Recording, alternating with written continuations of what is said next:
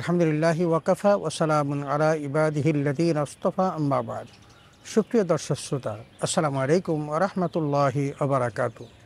সময় সংবাদের নিয়মিত অনুষ্ঠান তাসাউফ থেকে আপনাদের সকলকে জানাচ্ছি আন্তরিক শুভেচ্ছা ও মুবারকবাদ। সুপ্রিয় শ্রোতা, আজ আমরা আলোচনা করব আল্লাহর কাছে ক্ষমা চাওয়ার পদ্ধতি কেমন হওয়া চাই। সুপ্রিয় শ্রোতা, মানুষ গুনাহ করে, অপরাধ করে, আর আল্লাহ তাআলা তা ক্ষমা করেন। গুনাহ করা মানুষের গুণ আর ক্ষমা করা আল্লাহর গুণ। আল্লাহর কাছে কেউ একনিষ্ঠভাবে ক্ষমা চাইলে আল্লাহ তাআলা তাকে ক্ষমা করে দেন। আল্লাহর কাছে ক্ষমা প্রার্থনা করা প্রতিটি মুসলমানের অপরিহার্য কর্তব্য। আল্লাহ তাআলা পবিত্র কোরআনে বলেন, আস্তাগফিরুল্লাহ ইন্নাল্লাহা গফুরুর রহিম। অর্থাৎ তোমরা আল্লাহর কাছে ক্ষমা প্রার্থনা করো, নিশ্চয়ই আল্লাহ ক্ষমাশীল ও পরম দয়ালু। সূরা মুজাম্মিল আয়াত 20। সূরা মায়েদার ৭৪ নম্বর আয়াতে আল্লাহ তাআলা আরও বলেন, আফালা ইয়াতুবুনা ইলাল্লাহ ওয়াস্তাগফিরুনাহু আল্লাহু গফুরুর রহিম।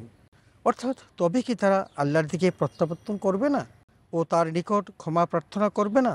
বস্তুত আল্লাহ ক্ষমাশীল ও পরম দয়ালু। সূরা মায়েদা আয়াত ৭৪। বান্দার প্রতি আল্লাহর দয়া ও অনুগ্রহ অসীম। সুতরাং বান্দা যদি চাওয়ার মতো চাইতে পারেন তাহলে আল্লাহ তাকে অবশ্যই ক্ষমা করবেন। তাই সূরা জুমারের ৫৩ নম্বর আয়াতে আল্লাহ তাআলা বান্দাকে উদ্দেশ্য করে বলেন, হে আমার বান্দারা, তোমরা যারা নিজেদের প্রতি জুলুম করেছো তারা আল্লাহর অনুগ্রহ থেকে নিরাশ হইও না। আল্লাহ তাআলা তোমাদের পাপসমূহ ক্ষমা করে দেবেন, তিনি তো ক্ষমাশীল ও পরম দয়ালু। সূরা জুমার আয়াত ৫৩।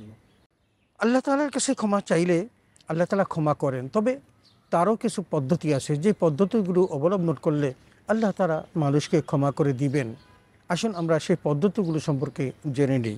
১ নম্বর, ঈমান আনার পর সৎকর্ম করা। ২ নম্বর, আল্লাহর কাছে ক্ষমা প্রার্থনা করা। ৩ নম্বর, তওবা ইস্তিগফার করা। এবং ৪ নম্বর, তাকওয়া বা আল্লাহর ভীতি অর্জন করা। আসুন আমরা একটু বিস্তারিত আলোচনা শুনি।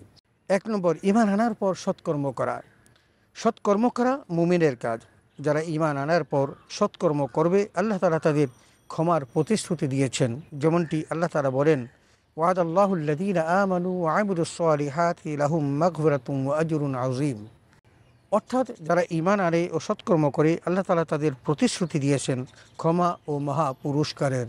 সূরা মায়েদা আয়াত ৯।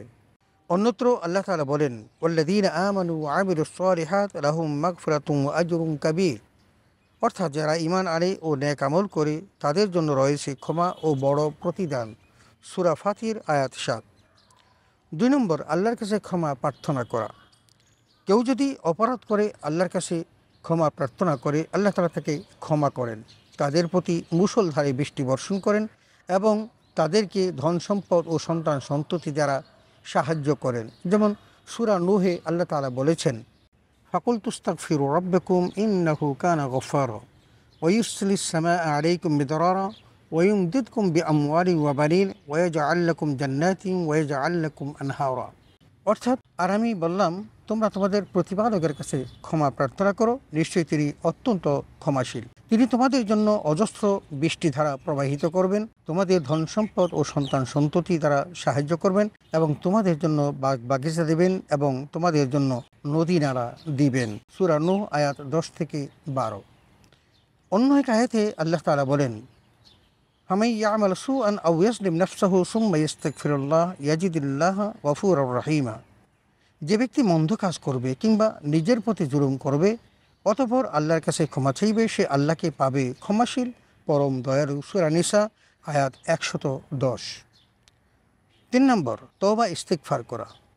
আল্লাহর ক্ষমা লাভের অন্যতম মাধ্যম হলো পাপ করার পর তার কাছে ক্ষমা প্রার্থনা করা এবং তওবা করা। তওবা করলে আল্লাহ তাআলা গুনাহ মাফ করেন, তওবা কবুল করেন।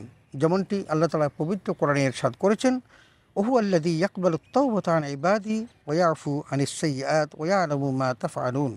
অর্থাৎ আর তিনি তার বান্দাদের তওবা কবুল করেন এবং পাপসমূহ ক্ষমা করে দেন, আর তোমরা যা করো তা তিনি জানেন। সূরা শূরা আয়াত ২৫। ৪, তাকওয়া বা আল্লাহ ভীতি অর্জন করা। আল্লাহর নির্দেশিত বিষয় প্রতিপালন ও নিষিদ্ধ বিষয় পরিহারের মাধ্যমে তাকওয়া অর্জন করলে আল্লাহ তাআলা তার পাপসমূহ ক্ষমা করবেন। আল্লাহ তাআলা কোরআনে হাকিমে এমনটি বলেছেন, ইয়া আইয়ুহাল্লাযীনা আমানু ইন তাত্তাকুল্লাহা ইয়াজআল লাকুম ফুরকানান ওয়া ইউকাফির আনকুম সাইয়্যাতিকুম ওয়াইয়াগফির লাকুম আল্লাহু যুল ফাদলিল আযীম। অর্থাৎ, হে মুমিনগণ, যদি তোমরা আল্লাহকে ভয় করো তাহলে তিনি তোমাদের জন্য সত্য মিথ্যার পার্থক্য করার পথ বের করে দিবেন, তোমাদের থেকে তোমাদের পাপসমূহ দূর করবেন এবং তোমাদের ক্ষমা করবেন। নিশ্চয়ই আল্লাহ মহা অনুগ্রহশীল। সূরা আনফাল আয়াত ২৯। অন্য আয়াতে আল্লাহ তাআলা বলেন, ইন্নাল্লাযীনা ইয়াখশাউনা রাব্বাহুম বিল গায়ব লাহুম মাগফিরাতুন ওয়া আজরুন কাবীর। অর্থাৎ, যারা তাদের রবকে না দেখেই ভয় করে তাদের জন্য রয়েছে ক্ষমা ও বড় পুরস্কার। সূরা মুলক আয়াত ১২। সুপ্রিয় দর্শক শ্রোতা, আমরা আল্লাহর কাছে ক্ষমা চাওয়ার বেশ কতগুলো পদ্ধতি সম্পর্কে জানলাম। আমরা জানলাম যে ঈমান আনার পর কেউ যদি সৎকর্ম করে আল্লাহ তাআলা তাদের গুনাহসমূহকে ক্ষমা করে দেন। আমরা জানলাম যে আল্লাহর কাছে ক্ষমা চাইলেও আল্লাহ তাআলা ক্ষমা করে দেন, কারণ তিনি অনেক ক্ষমাশীল, অনুগ্রহশীল। এবং আরেকটি বিষয় জানলাম যে তওবা ইস্তিগফারের মাধ্যমে আল্লাহ তাআলার কাছে ক্ষমা চাইলে আল্লাহ তখন তাকে ক্ষমা করে দেন। এবং এই তওবা ইস্তিগফার হতে হবে তাওবাতান নাসুহার মতো, যেমনটি অতীত জীবনের অপরাধের জন্য লজ্জিত হওয়া এবং পরবর্তী জীবনে সেই পাপ করবে না বলে প্রতিশ্রুতি দেওয়া। যেমনটি আল্লাহ তাআলা বলেছেন, ইয়া আইয়ুহাল্লাযীনা আমানু তুবু ইলাল্লাহি তাওবাতান নাসুহা আসা রাব্বুকুম আন ইউকাফিরা আনকুম সাইয়্যাতিকুম ওয়া ইউদখিলাকুম জান্নাতিন তাজরি মিন তাহতিহাল আনহার। আল্লাহ বলছেন, হে ঈমানদারগণ, তোমরা তওবাতান নাসুহা করো, তাহলে আল্লাহ তোমাদের পাপসমূহ ক্ষমা করে দিবেন এবং তোমাদেরকে প্রবেশ করাবেন এমন জান্নাতে যেখানে নহর প্রবাহিত। সুপ্রিয় শ্রোতা, আমরা তওবা ইস্তিগফারের পরে যেটা জেনেছি সেটা তাকওয়া বা আল্লাহ ভীতি অর্জন করা। আল্লাহ ভীতি অর্জন ওই ক্ষেত্রে হয় যখন আল্লাহর নির্দেশিত পথে চলা হয় এবং তার নিষেধকৃত বস্তুকে পরিহার করা হয়। এই জন্য অমি ইত্তাকিল্লাহ, যারা আল্লাহকে ভয় করে আল্লাহ তাদেরকে ভালোবাসেন, আল্লাহ মুত্তাকিদের পছন্দ করেন। আর মুত্তাকি যারা আল্লাহর পছন্দনীয়, আল্লাহ তাদের পাপসমূহকেও ক্ষমা করে দেন। এই জন্য মুত্তাকির পরিচয় দিতে গিয়ে আল্লাহ তাআলা বলছেন যে, মান খাফা মাকামা রাব্বিহি ওয়া নাহান নাফসা আনিল হাওয়া। যে ব্যক্তি আল্লাহর সামনে দাঁড়াতে ভয় পায় এবং অন্যায় গর্হিত কর্ম থেকে নিজেকে বাঁচিয়ে রাখে। আসুন আমরা আল্লাহর কাছে ক্ষমা চাওয়ার যে পদ্ধতিগুলো জানতে পারলাম এগুলো সম্পর্কে সম্যক ধারণা লাভ করি এবং সেভাবেই আল্লাহর কাছে ক্ষমা প্রার্থনা করি। তাহলেই আল্লাহ তাআলা আমাদের অতীতের সকল গুনাহ মাফ করে দিবেন, আমাদের আগামী দিনে পথ চলাকে সুন্দর করবেন এবং আমাদেরকে জান্নাতে প্রবেশ করাবেন। আল্লাহ তাআলা আমাদের সকলকে সেভাবেই তার ক্ষমা লাভের তৌফিক দান করুন। আমিন।